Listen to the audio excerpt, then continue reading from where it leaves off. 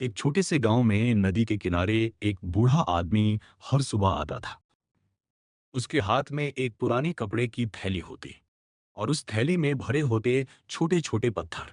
वो चुपचाप नदी के किनारे बैठता, एक पत्थर उठाता, उसे कुछ देर देखता और फिर नदी में फेंक देता। छपाक, फिर दूसरा पत्थर, फिर तीसरा।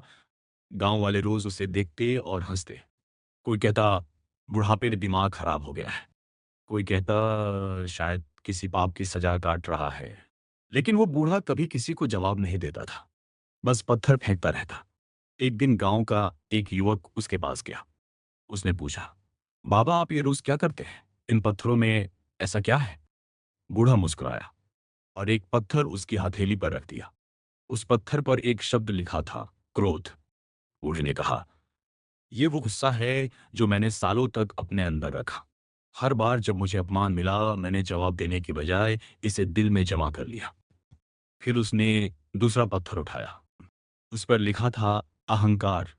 ये वो बोझ है जिसने मुझे अपने ही लोगों से दूर कर दिया। धीरे धीरे बूढ़ा पत्थर दिखाता गया।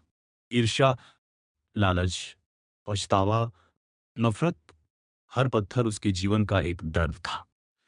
उसने कहा, बेटा इंसान सोचता है कि वो इन भावनाओं को पकड़कर मजबूत बन रहा है, लेकिन सच ये है कि हर पत्थर उसके मन को भारी करता जाता है। युवक चुप हो गया। नदी बह रही थी। हवा शांत थी और बूढ़े की आवाज अब और गहरी हो चुकी थी। जब मैं जवान था, मुझे लगता था कि जिसने मुझे दुख दिया उसे कभी माफ नहीं करूंगा।